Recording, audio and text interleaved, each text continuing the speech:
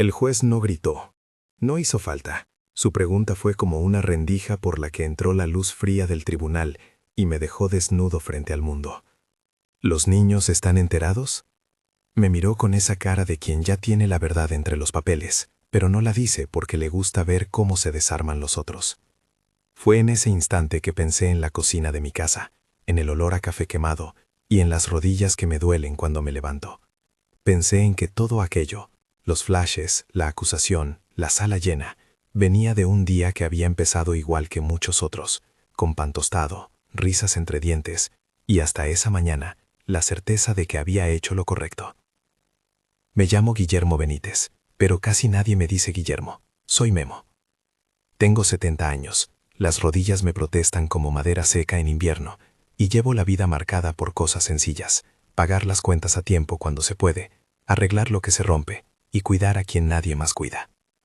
Hace 13 años que cuido a mis nietos, no por heroísmo, no por gloria, porque cuando mi hija se fue, dejó 3 bocas y una promesa que se me pegó al alma. Los criaría. Y así lo hice. Leandro tiene 17. Es alto, con el carácter de quien tuvo que crecer antes de tiempo, y la voz raspada de tanto decir lo que pocos querían escuchar. Leandro siempre ha sido mi portavoz. Cuando hace falta dar la cara, él la da sin pedir permiso. Valeria tiene 15 años, piensa con la calma de quien anota todo en su cuaderno, y guarda las respuestas para usarlas cuando conviene. Es asmática, y cada tanto aparece esa sombra de miedo en su pecho, que nos recuerda lo frágiles que somos. Mateo tiene 13, y es el más chico. Un tipo sensible que juega a ser fuerte, hasta que la risa le explota de verdad, y te recuerda por qué sigues en pie. Mateo tiene una alergia a los cacahuates, que nos obliga a vivir con 1000 precauciones. No di detalles para provocar, los di porque eran suyos, y porque más adelante estaría claro por qué esos detalles importaban. Esa mañana, la casa olía a pan tostado y a historia. El viejo reloj de pared marcaba las 8, mi cafetera chasqueaba, y yo movía las manos como preparando una receta que me sale por costumbre. Huevos, pan, café. Les cuento esto porque quiero que se imaginen la escena. La tranquilidad antes del ruido, la costumbre antes del terremoto. Me gusta reírme de mí mismo, y suelo decir que mis rodillas suenan más que las puertas viejas. Hay humor en la memoria. También hay dolor. La sensación de que la vida se te va en tareas pequeñas, y que sin advertirlo, vas acumulando deudas de futuro por amor presente. No éramos ricos, nunca lo fuimos. Vivíamos con lo justo, pero con dignidad. Yo trabajé años de albañil, y luego de custodiador en un almacén. Sabíamos vender una casa cuando hacía falta, y saber elegir un doctor barato cuando había que hacerlo. Los muchachos fueron criados con ese sentido de modestia que te enseña a dar la mano, cuando lo que sobra es cariño. Les di libros de segunda mano, tardes de fútbol en la plaza y la costumbre de cenar juntos. 30 minutos después de ese pan con manteca, la puerta se abrió como una línea corta en la película. Entró Verónica, mi hija. No la veía desde hacía 13 años. La conocí cuando era una mujer hecha y deshecha por decisiones que no vienen en manuales. 13 años antes, se fue. Dijo que se iba a buscar una vida que aquí no encontraba. Yo no la frené, era su decisión. Le dije lo que le digo a todos los que toman un camino distinto. Que te vaya bien, mi niña. Nunca pensé que volvería así. No volvió sola. Traía con ella a un abogado de traje impecable, Santiago Ledesma, y un equipo que parecía sacado de una película de seguridad, chalecos, acreditaciones, cámaras. Traía también a varios reporteros, y traía una historia perfecta. Su retorno como madre preocupada, su denuncia en voz alta, y una pregunta tremenda que retumbó en el jardín. ¿Dónde están mis hijos? La escena fue cinematográfica y brutal, porque jugó con la peor arma posible, la imagen. Primero, el relámpago de los flashes, después la voz calma de Verónica, que narraba un abandono que no se parecía al que yo conocía. Ella hablaba pulcro y seguro, y ponía en cada palabra la inocencia que necesita una acusación para funcionar. Los detuvo un buen hombre, dijeron las notas, y yo miré a mis nietos. Leandro puso el brazo sobre los hombros de Valeria, y ella, en un movimiento instintivo, apretó su inhalador, como quien agarra una señal de auxilio. Policía, al suelo. Fue una frase que cayó como una orden de película, pero sin la cámara que lo compensa. Había ojos en todas partes y una sirena lejana que se iba acercando. Los agentes entraron con cuidado, como se entra a un teatro para sacudir el escenario. Me pidieron que me calmara, que me identificara. Yo les dije mi nombre y la dirección. Les dije que esos niños habían vivido conmigo 13 años. Les dije que era su abuelo.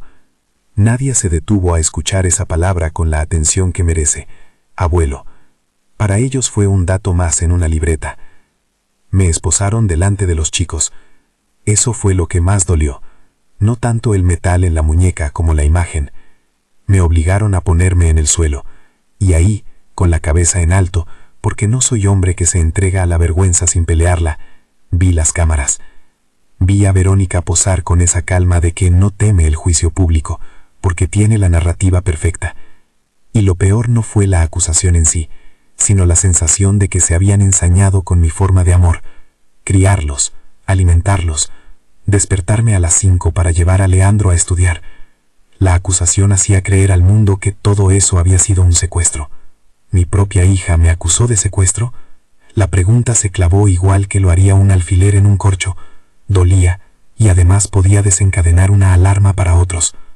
Me llevaron a la comisaría. El camino fue un desfile grotesco. Cámaras encendidas, vecinos asomando la cabeza, chicos del barrio cuchicheando.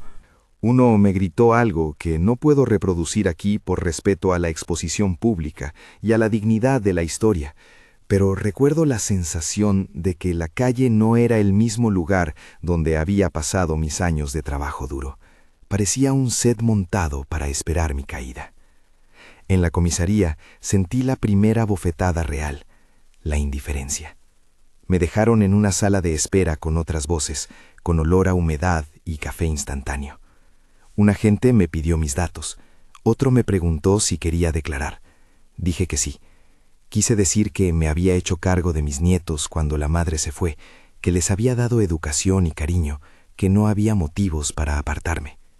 Pero las palabras se volvían pesadas dentro del discurso oficial, y el oficial, con una carpeta de color beige, me dijo que había una denuncia por privación de libertad presentada por Verónica Benítez. Es su palabra contra la suya, me dijo casi con simpatía. Sentí algo así como una plancha caliente en el pecho. No entendía cómo una hija podía transformar su ausencia en una acusación tan devastadora. No quiero que esto suene a cínico. Entiendo que una madre puede volver arrepentida, asustada o arrepentida y buscar recuperar a sus hijos. Lo que no entiendo es cómo esa vuelta se organizó como un operativo. El abogado de Verónica no hablaba en voz alta, pero su presencia hablaba lo suficiente. Era una figura que compra certezas con la soltura de quien tiene recursos. Había ahí una tensión que olía a algo más que una simple discusión familiar. Había interés alrededor de algo más grande: dinero, control, futuro. Pero en aquel momento yo solo pensaba en que me estaban separando de los chicos. Los chicos estaban en la sala cuando me esposaron. Leandro me miró con una mezcla de rabia y cuidado. Valeria se quedó agarrada al osito de peluche que le había regalado hace años. Mateo se sostenía como se sostiene quien aún no sabe poner palabras a la confusión. El policía que se acercó para llevarme al calabozo apuntó con la cara hacia ellos y dijo algo como: «Ya volverán a ver a su abuelo». Sonrió, pero la sonrisa era de protocolo. No supe si era para tranquilizarme o para mostrarse superior. El dolor fue ver la cara de mis nietos cuando la puerta se cerró. Una imagen que todavía me despierta de noche. La celda olía a limpiador y a pis. No había lujos allí. Un colchón viejo. Una pequeña ventana enrejada por donde pasaba la luz cortada en franjas. Me senté en el borde de la cama y pensé en las cosas simples que hay que resolver. ¿Quién se quedaría con las galletas de la tarde? ¿Quién cuidaría a Valeria cuando le diera un ataque de asma? Me vinieron a la cabeza los actos mundanos que forman la rutina de una familia. Preparar una merienda, buscar el medicamento, recordar la fecha de vacuna. Pensé en la cantidad de veces que me había sacrificado sin esperar nada a cambio, y en cómo eso allí no valía nada frente a una versión convincente ante una cámara. En la noche de la detención, escuché golpes en la puerta y gritos lejanos. Un hombre en el otro cubículo maldijo su suerte. Alguien más contó una historia de trago y soledad. Yo traté de dormitar, tratando de ordenar las ideas. No podía permitirme perder la calma. Si me quebraba, perdería también la oportunidad de explicar con claridad. A escondidas, saqué la pequeña libreta donde guardaba números importantes y traté de ubicar el número de Bruno, el defensor público que nos tocó por suerte o por destino. Había hablado con él por teléfono pocas veces, un hombre cansado, con voz de quien ha visto demasiadas injusticias. Le pedí que me consiguiera a alguien que hablase mejor en los tribunales. Él me prometió que haría lo que pudiera. La fianza fue una palabra que se volvió gigante y letal. No teníamos cómo pagarla. Nuestra casa estaba al día, pero no teníamos liquidez. Esa misma tarde, mientras yo trataba de mantenerme erguido, me enteré por un celador que mi casa corría peligro de embargo si las cosas se complicaban. La idea de perder el hogar fue la segunda puñalada. Yo había hipotecado mi cuerpo y mis sueños por aquellos 3 niños, y la posibilidad de que los cuidaran con dignidad se me escapaba entre los dedos como agua. En la comisaría, los reporteros no descansaban. Había rodadas con micrófonos, grabadoras y una teatralidad que buscaba siempre el titular más cruel. Las declaraciones de Verónica ya circulaban. Ella hablaba de abandono, de dolor, de recuperar a mis hijos. Sus palabras eran pulidas. Su abogada articulaba frases con esa flexibilidad que dan los buenos asesores. Fue entonces cuando entendí la estrategia. Si conviertes una historia humana en espectáculo, la gente elige el formato más sencillo. La prensa, que a veces protege y otras veces destruye, se montó en esa versión sin mirar atrás. Los días siguientes fueron una mezcla de papeles, silencio y visitas cortas. Bruno me dijo que habría una audiencia inicial y que la fiscalía parecía apoyada por la evidencia que mostró Verónica, fotos, testimonios, la narrativa completa. Yo solo tenía mi palabra y las obligaciones de cuidado que demostraban que no era un rehén, sino un responsable. Leandro intentó sacar fuerzas, habló con el defensor, redactó notas, fue a ver a los vecinos. Algunos vecinos nos miraban con piedad, otros con distancia. La comunidad se partió en dos, los que creían en la imagen perfecta de una madre que vuelve y los que veían en el abuelo los años de presencia real. Fue en ese contexto de desesperación cuando apareció el Vasco. Lo conocí por un amigo de la infancia que creyó en mi versión porque me conoce desde siempre. Me describieron al Vasco como un hombre hecho a golpes, con un pasado en investigación policial, que había terminado en la vida privada por problemas con el licor, pero que todavía tenía el olfato de los que nacieron para rastrear verdades. Su nombre es Basilio, pero todos le dicen el Vasco. Cuando vino a verme en la sala de visitas, tenía un saco gastado y las manos que delataban años de trabajo manual. Al mirarlo, supe que no venía a juzgarme, sino a preguntar. No voy a adornar su figura. El Vasco tiene tabaco entre los dedos y la voz de quien ha visto demasiadas mentiras. Me dijo sin rodeos que no creía en la historia de mi hija, que había cosas que no cerraban. El tiempo, las fotos, la conveniencia. Me habló de documentos que parecían demasiado bien preparados, de una narrativa que olía a asesoramiento legal y a interés económico. Yo le pedí que no hicieran nada ilegal. Se lo prometí porque no quería más problemas. El Vasco me contestó que no necesitaba promesas de héroes, sino pruebas y camino. Y ahí fue cuando me ofreció algo que en ese momento sonó casi como una broma. Voy a ver qué hay detrás del dinero. No puedo explicar lo que sentí al escuchar eso. Por un lado, alivio. Por otro, miedo. ¿A quién le hace gracia que alguien intente rastrear dinero cuando tus enemigos tienen más recursos en la mano y la ley te tiene en el suelo? Pero el Vasco tenía esa persistencia de quien insiste hasta que la evidencia aparece. Me dejó con palabras sencillas. No voy a prometer que salgas libre mañana, pero voy a mirar a ver si la historia tiene truco. Y se fue con un aire de quien ya tenía en mente algunas cuentas por revisar. Volvamos a la prisión un rato. Me acosté con la imagen de mis nietos en la cabeza y la sensación de que había sido usado para dar forma a una operación mayor. Las horas se estiraban y la esperanza se contraía.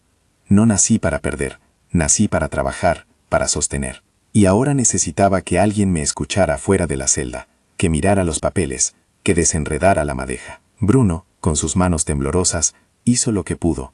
Llamó a peritos, pidió prórrogas, hizo lo humano en medio de lo imposible. Una tarde, en la que ya creía que todo estaba en mi contra, llegó una visita que me cambió el ánimo. Leandro con ropa de calle, pero con cara de adulto. Traía un teléfono en la mano y la mirada de quien había decidido no callarse. Me dijo, abuelo, encontré algo. No dijo más. Me explicó en voz baja que había hablado con gente, que había ido a lugares, y que la madre había dejado rastros. No entraré en detalles aquí, porque algunos de esos detalles formarían parte de lo que después mostró el vasco, pero fue el primer acto de rebeldía informada. El joven se convirtió en prueba y voz. En la celda, recordé la cocina de la mañana, el olor de la tostada, y los gestos sencillos que hacen una vida soportable. Recordé también que cuando mi hija se fue, nadie dijo que regresaría con una acusación. No sé explicar la mezcla de traición y protección que sentí. ¿Me acusó de secuestro mi propia hija? Sí, eso fue lo que declaró y firmó ante un público que la escuchó y la creyó. Pero la historia completa, pensé, rara vez cabe en una sola página de periódico. La prisión tiene un modo de enseñarte paciencia. Te obliga a dividir el tiempo en pequeñas tareas, ordenar el poco que tienes, dormir lo necesario, usar la cabeza para resistir. Yo hice eso. Empecé a escribir notas en mi libreta, nombres, fechas, cosas que me parecían superficiales, pero que podrían convertirse en llave si alguien las miraba con otros ojos. En la habitación donde me dejaban hablar con los abogados por 30 minutos, hablaba y repito cosas que para mí eran suficientes. Yo no los secuestré, los crié, pero suena sórdido si no hay pruebas. Por eso necesitábamos pruebas. Al final de esta primera etapa, con la noche metiéndose por las rejas y mis nietos pasando la primera noche sin mí, algo se movió fuera de mi celda. Una llamada llegó a Bruno. Alguien había rendido una pista. No era definitivo, no era la resolución, pero la manera en que el defensor arrugó el sobre me hizo entender que por primera vez salía humo de donde antes solo había oscuridad. El nombre que se mencionó fue el de un posible interés económico. No diré aquí cuál, porque aún no era algo con forma, solo una sospecha envuelta en papeles. Pero por primera vez, la narrativa oficial, la que decía que yo era un secuestrador, empezaba a tener una fisura. Me acosté pensando en la pregunta del título que nos acompaña. ¿Me acusó de secuestro mi propia hija? La respuesta, en aquel momento de mi historia, era una mezcla amarga. Sí, ella lo hizo, pero detrás de esa, sí, había acciones y razones que requerían una mirada más profunda. Y justo en ese punto, con la celda fría y la noche larga, supe que la verdad no era simple. Requeriría pruebas, paciencia y el trabajo terco de quien no se rinde. Cuando cerré los ojos, escuché en mi memoria la voz del vasco, esa promesa ruda. Voy a mirar qué hay detrás del dinero. Supe entonces que la batalla no era solo para salir de la prisión, sino para recuperar la dignidad de unos chicos que merecían una vida que no esté marcada por titulares. Y supe también que no estaba solo. Había un muchacho, mi defensor, y un viejo extraño dispuesto a hurgar donde nadie quiere hurgar. Al amanecer, una nueva juggling de papeles nos esperaba. En la sala de visitas donde me entregaron un paquete con ropa, vi la mirada de Leandro, aquella mezcla de desafío y ternura. Él me dijo una frase que me quedó pegada. Abuelo, no te preocupes, nosotros sabemos la verdad. Fue sencillo y fue enorme.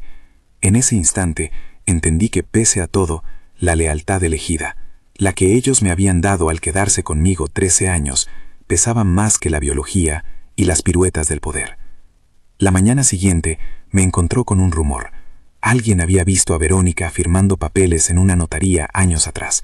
Fue un rumor que corría como se corre la noticia en pueblos pequeños, con la velocidad de la curiosidad y la lentitud de la certeza. Bruno me llamó para decirme que iba a solicitar copias de documentos y que el juez había fijado una audiencia preliminar para revisar la causa. Yo no comprendía todavía todo el engranaje legal. Solo sabía que cada cosa llevaba tiempo, y que el tiempo a veces juega en contra.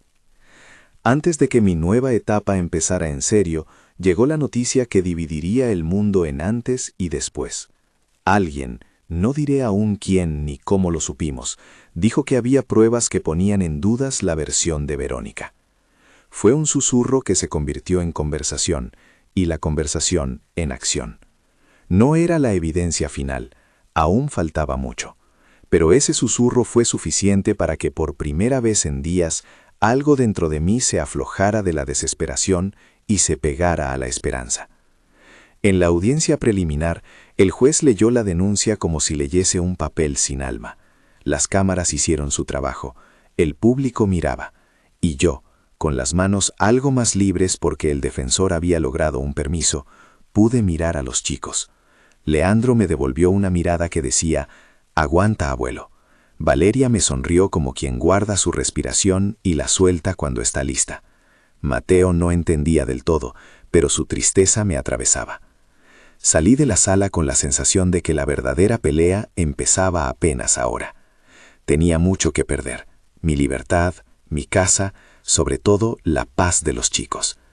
Tenía poco apoyo y mucha incertidumbre, pero también había una cosa que no podía comprarse en billetes, la historia de 13 años que nadie podía borrar con un titular. Ese fue el principio real de la pelea.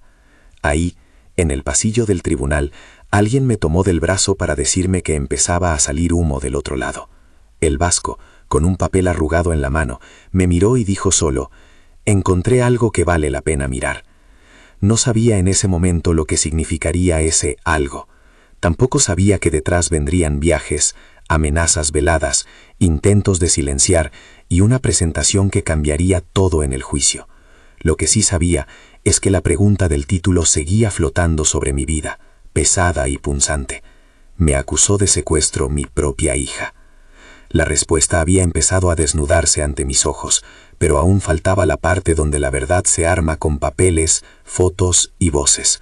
Y ese era el camino que el vasco iba a empezar a recorrer, mientras yo me preparaba para resistir adentro y para seguir sosteniendo a los chicos, que seguían siendo la única razón por la que valía la pena pelear.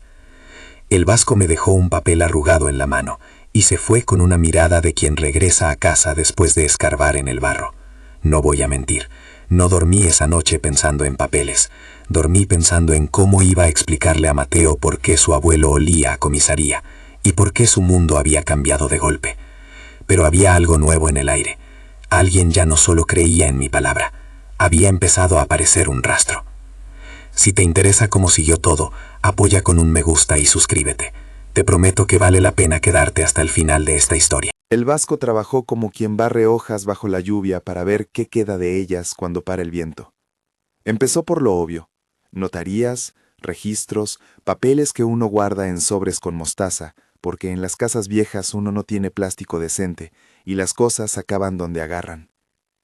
Encontró primero nombres en letras pequeñas, siglas bancarias, una ficha en un consultorio donde constaba que Verónica había firmado bajo fe notarial en 2011 un documento que, leído en frío, parecía una cesión de derechos.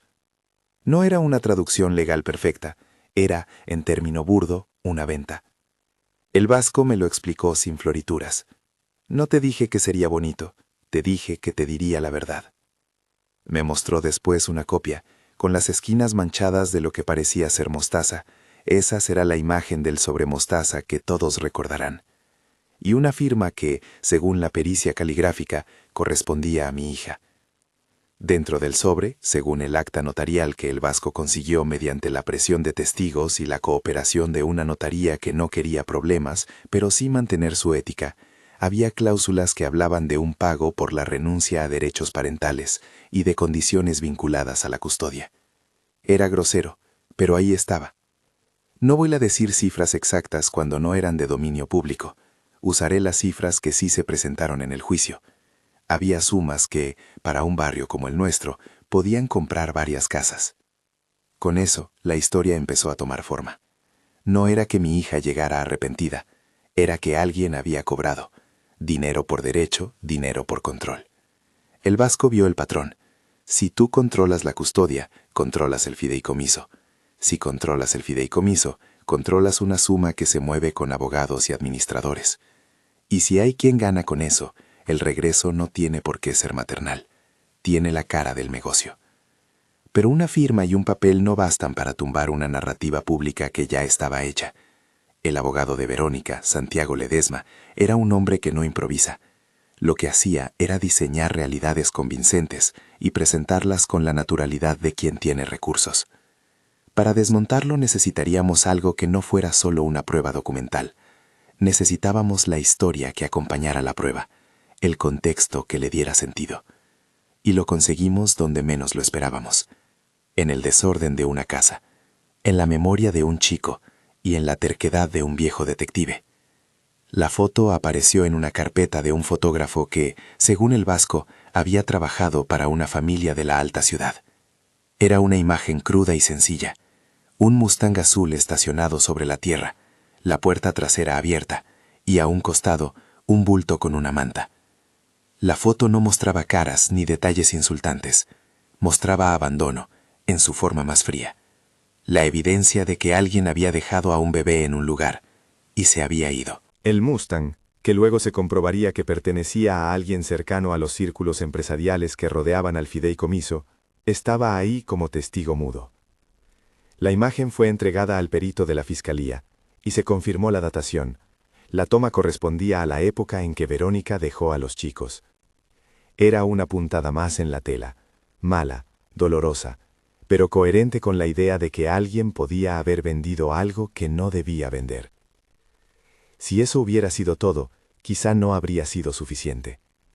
La prueba que detonó el derrumbe de la versión pública fue la que trajo Leandro, un audio en el teléfono de su bolsillo, grabado con la torpeza de quien no piensa en micrófonos, sino en sobrevivir. Leandro, que es valiente pero no tonto, me contó que había llegado a escuchar en su adolescencia conversaciones a distancia, que había guardado mensajes, partes de llamadas, frases sueltas que olían a negociación. El Vasco le explicó cómo preservar eso para que tuviera valor legal. Y mi muchacho, con manos de hombre chico, presentó el audio en el tribunal. Lo recuerdo como si fuera ayer. La sala en silencio, el ruido de las cámaras amortiguado por la tela de las cortinas. Cuando el teléfono emitió la voz, esa voz que nosotros conocíamos pero que escuchábamos distinta en la reproducción, el mundo pareció detenerse. Era Verónica hablando con alguien. Frases cortas, números, condiciones. Si me dan la custodia me hago cargo. Ponémoslo en un fideicomiso. Es por el dinero, no por amor. No eran palabras bellas, eran palabras que, como piedras, caían una tras otra y componían un patrón de interés. Nadie puede negar lo que suena en una grabación. La intención se percibe como un ancho de luz. La defensa intentó objetar, alegando cadena de custodia y consentimiento para la grabación. Fue un sí, no, de técnica legal. Pero el juez, Paredes, que miró el teléfono con los ojos de quien ha visto demasiadas vidas en los papeles, permitió su reproducción como prueba admitida. Cuando la última frase quedó flotando en la sala, el murmullo fue casi un río quebrándose. Sentí las manos de mis nietos en mi pierna y supe que no solo mi palabra se veía salvada. Se empezaba a dibujar una responsabilidad más oscura detrás de la acusación. La fiscalía, que hasta entonces había mostrado una actitud neutra por la presión mediática, comenzó a mirar con otros ojos.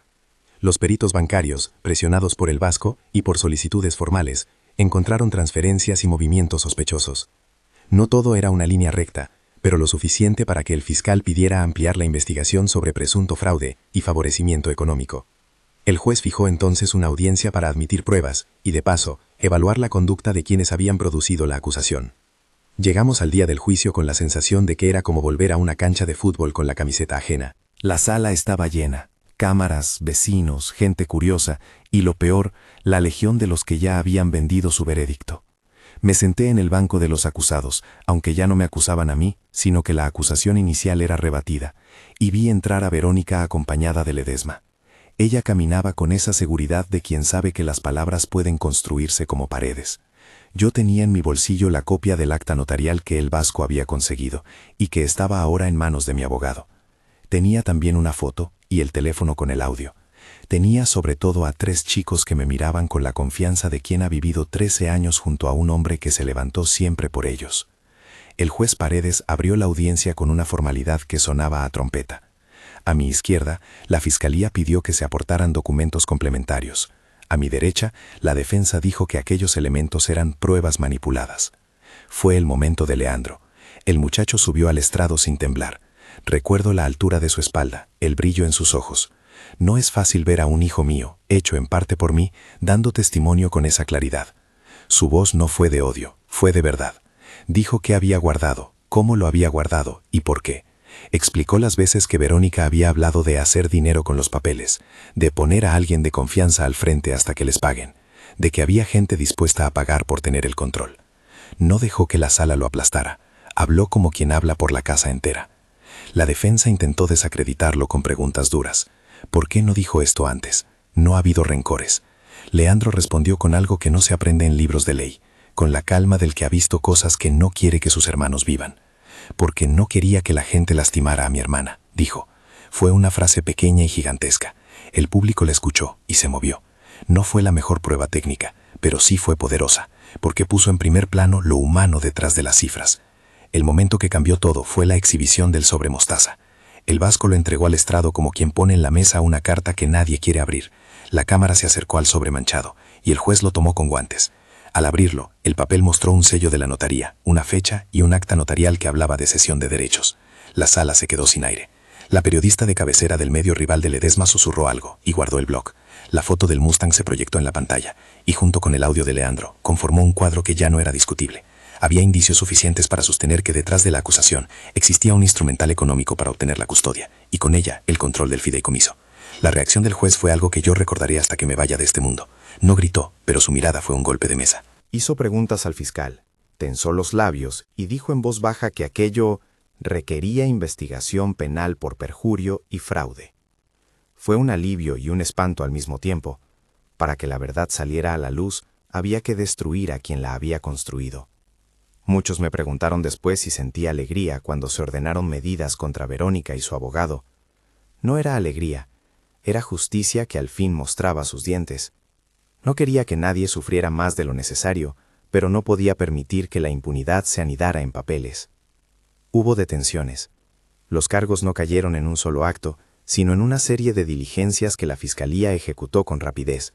Allanamientos en oficinas, llamados a bancos, citaciones. Ledesma fue imputado por complicidad en la fabricación de pruebas y por favorecer la simulación de documentos para conseguir la custodia. Verónica fue imputada por falso testimonio y por manipulación de menores con fines lucrativos, palabras que retumban más cuando tienes nietos a tu lado.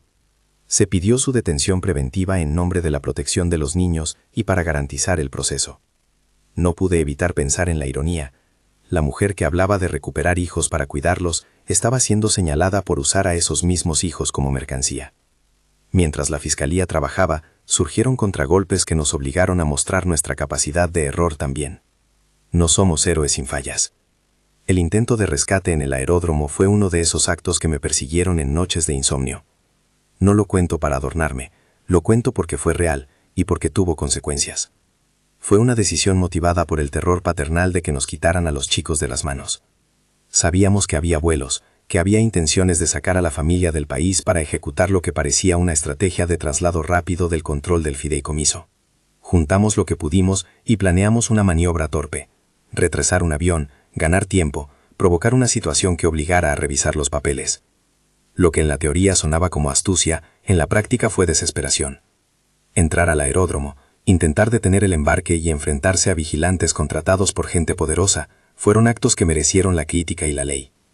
Me enfrenté a hombres armados con seguridad privada, a un taser que me lanzó al suelo y a un tumulto que terminó con mi detención. Fue una secuencia de adrenalina y miedo, en la que mi intención de salvar a mis nietos rozó la línea de lo ilegal. Pagué precio por ello, lesiones, cargos añadidos y otra visita a un calabozo. En el hospital me atendieron mal, en el sentido de que hubo manos que trataron de callarme incluso cuando la ley pedía protegerme. Dije antes que no glorificaría la violencia. Aquí lo digo en la claridad de un viejo arrepentido. Mi acción fue desesperada y tuvo consecuencias. La ley la trató como una amenaza a la seguridad, y por eso mismo fue vista con dureza.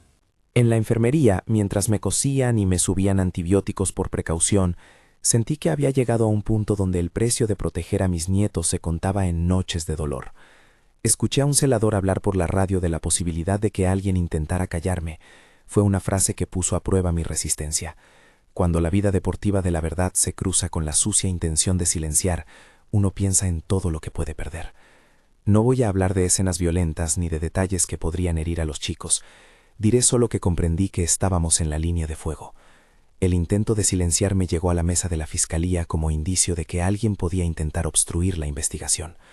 Eso hizo que tomaran medidas de protección para nosotros.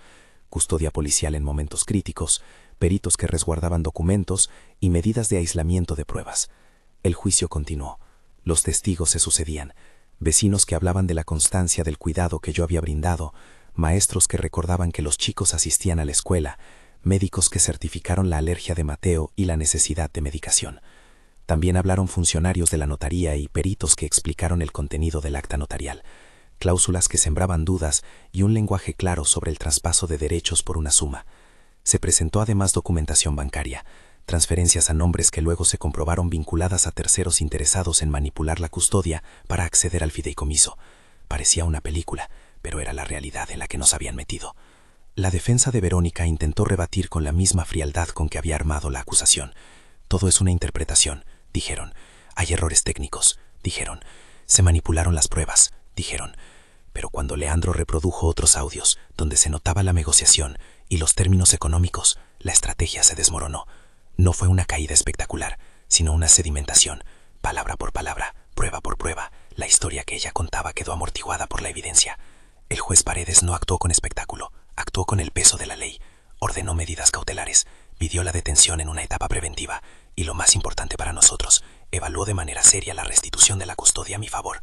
No voy a decir que fue fácil. La batalla legal es un terreno de desgaste, de impugnaciones y de maniobras. Ledesma presentó recursos, buscó filtrar versiones, intentó desacreditar al vasco poniendo en duda su pasado. Pero el vasco tenía algo que no se compra con recursos, la verdad documentada. Y cuando la verdad aparece en papeles y en voces, hay poco que puedan sostener los que viven de la construcción de narrativas falsas. La sentencia que confirmó la desestimación de la acusación en mi contra fue clara. No había indicios suficientes de secuestro, y sí elementos para investigar un posible delito por parte de Verónica y de su abogado. La guarda de los chicos fue confirmada a mi favor. El juez dictó medidas para resguardar el fideicomiso, nombró a un administrador judicial independiente, pidió auditorías y fijó que cualquier movimiento de fondo requeriría la aprobación de un tutor designado por el tribunal. Fue como si nos dieran otra cosa que no es dinero, nos devolvieron la tranquilidad provisional. La resolución, sin embargo, no borró todo el daño. Los días en que las cámaras estuvieron afuera de nuestra puerta dejaron marcas, algunos vecinos cambiaron su mirada, el colegio recibió llamadas de personas que no conocíamos, y los chicos tuvieron que soportar preguntas y curiosidad. Dije al principio que la familia es la que se queda, pero también hay que decir que la familia que se queda carga con cicatrices. Curarlas no es fácil ni rápido. Por eso tomamos decisiones prácticas, blindar la educación de los chicos, vender la casa para alejarse del lugar del espectáculo y administrar el fideicomiso con total transparencia. Administrar el fideicomiso fue para mí una lección de humildad. No soy hombre de inversiones ni de papeles complejos. Me recorrí bancos, hablé con contadores y fui más de una vez a la sucursal del juzgado para aprender qué significaba ser responsable de unos fondos que no eran para derroches, sino para seguridad y futuro. Pusimos auditores externos, abrimos cuentas con doble firma y designamos a una fundación local como veedora de los movimientos. No quería que nadie dijera mañana que el viejo se quedó con lo de los chicos. Si había algo que la acusación había querido hacer ver de mí, era precisamente esa fragilidad, que un hombre humilde pudiera ser barrido con un titular. Por eso me puse en papel de estudiante, aprendí, pregunté y cedí parte de la administración a profesionales honestos. La venta de la casa fue dolorosa y liberadora. La casa donde los chicos habían corrido y donde yo había remendado paredes era en cierto modo un emblema. Venderla para empezar de nuevo no fue un acto de abandono, fue un acto de protección. Compramos un motorhome. Sí, lo admito, una idea poco solemne para algunos, pero para nosotros fue respiración. Y con eso nos fuimos a buscar tranquilidad. Hubo quienes no comprendieron la elección, dijeron que era una fuga, pero la verdad es que necesitamos rearmarnos en un lugar donde las cámaras no supieran cuándo abrir la puerta. La vida en el motorhome fue una enseñanza de humildad y alegría. No teníamos gracia, pero teníamos libertad. Desayunos con el sol de campo, tardes de juego sin miradas de curiosos y noches de fogata que son una costura segura para el alma. Les enseñé a los chicos a hacer fuego con la paciencia de un viejo que aprendió a sobrevivir con lo que hay. Leandro se ocupó de las cosas serias, la escuela online, las gestiones. Valeria cuidaba sus inhaladores y contaba estrellas. Mateo corría como si la vida fuera a durar para siempre. Fue una pausa necesaria para que pudiéramos respirar sin que la historia nos gritara. Alrededor de la fogata, en una noche de aire tibio, les dije algo a los chicos que me quedó grande en el pecho. La familia no es quien te da la vida, es quien te cuida la vida. No dije nada de la mala madre ni de la traición. Simplemente señalé que lo que importa es quién te mira cuando estás enfermo, quién te paga la escuela cuando no hay dinero, ¿Y quién te acuna en la noche? Ellos me miraron como miran los que saben que la respuesta es verdad. Leandro, con la voz que ya suena adulto, me dijo, «Abuelo, gracias por todo». Esos dos verbos me sostuvieron más que todos los abogados. No voy a falsear procesos. La vida nos sigue pidiendo que respetemos la ley, que no crucemos la línea. Me arrepiento, y lo digo con claridad, del intento de intervención en el aeródromo. Fue un acto desesperado que pudo haber terminado en tragedia. Aprendí, y quiero que quien me escuche lo aprenda también. Proteger a los tuyos no justifica romper la ley ni poner en riesgo a terceros.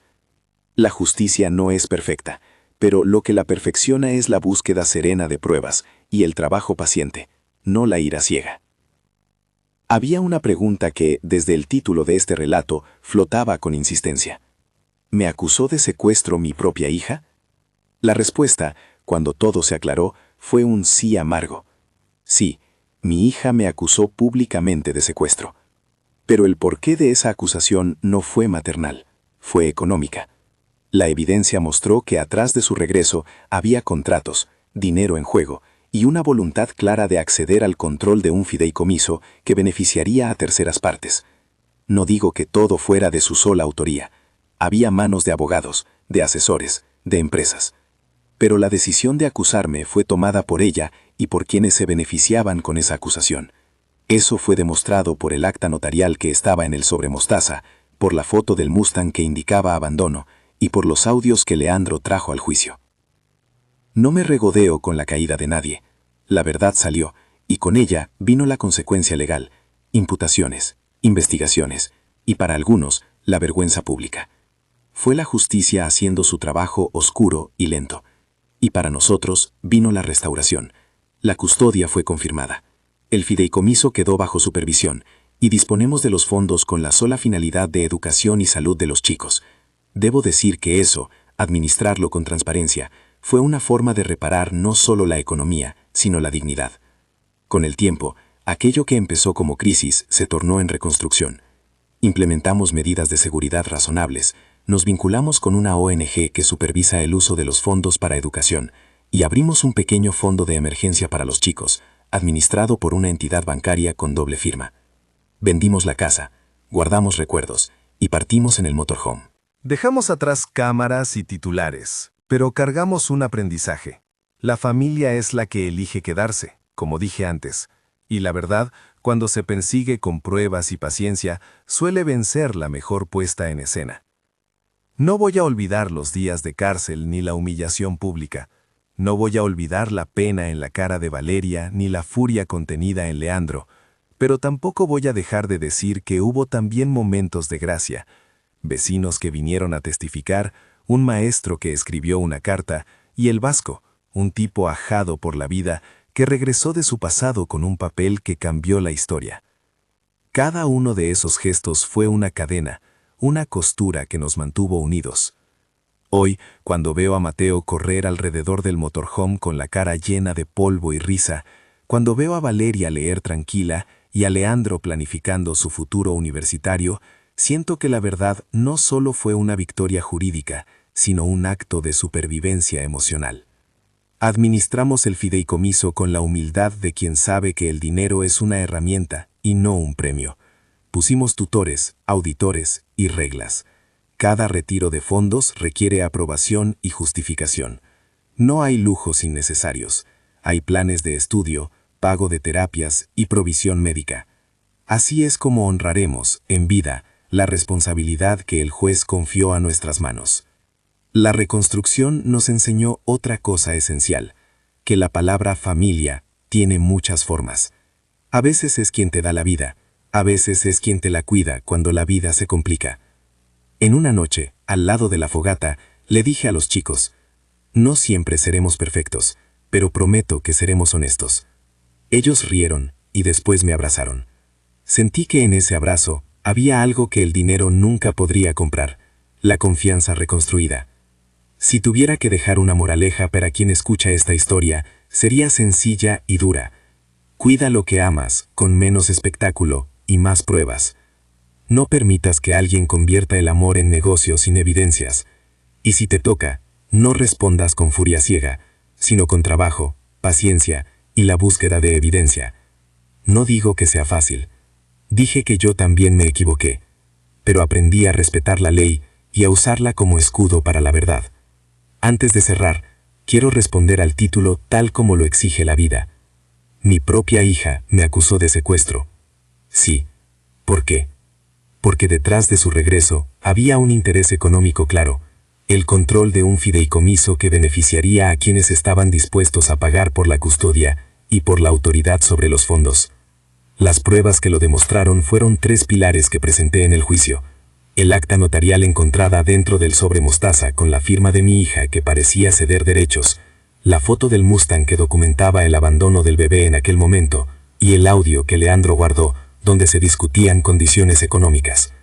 Esas pruebas, acompañadas por la investigación del Vasco y por la diligencia de la Fiscalía, hicieron visible lo invisible. Sé que hay quienes no creen en la justicia y que piensan que los poderosos siempre se saldrán con la suya.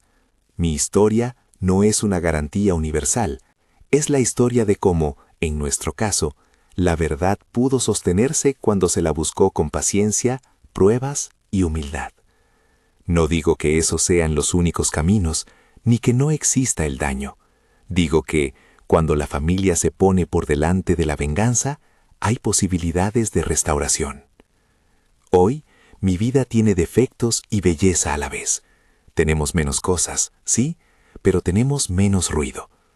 A veces paso la mano por el respaldo del motorhome y pienso en la casa que vendimos, en las tablas que yo mismo había barnizado y en cómo todo eso fue necesario para que mis nietos no vivieran el espectáculo.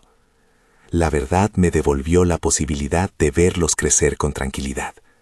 Me acusaron, me humillaron, me llevaron a cárceles frías, pero también me dieron la oportunidad de mostrar quién soy de verdad.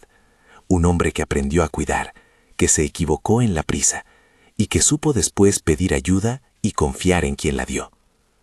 Para cerrar, quiero que quede una imagen. Nosotros, los 4, sentados alrededor de una fogata, el humo subiendo en espirales y el cielo inmenso por encima. Leandro contando planes, Valeria apuntando constelaciones y Mateo pensando en otra carrera distinta a la de intentar huir del pasado. Yo, con las rodillas que crujen y el corazón que late, les digo, la familia es la que se queda. Y ellos responden con esa simpleza que salva y la que te cuida. Así terminamos, no con una venganza, sino con una mesa puesta para el futuro. Si esta historia te conmovió, dime desde dónde me miras en los comentarios y comparte si conoces a alguien que lucharía por su familia así. Suscríbete si quieres escuchar más relatos de verdad y reparación. Gracias por quedarte hasta aquí. Gracias por escuchar a un viejo que aprendió que la verdad, cuando se busca con paciencia y pruebas, puede volver a poner en pie a quienes la verdad intentó despojar.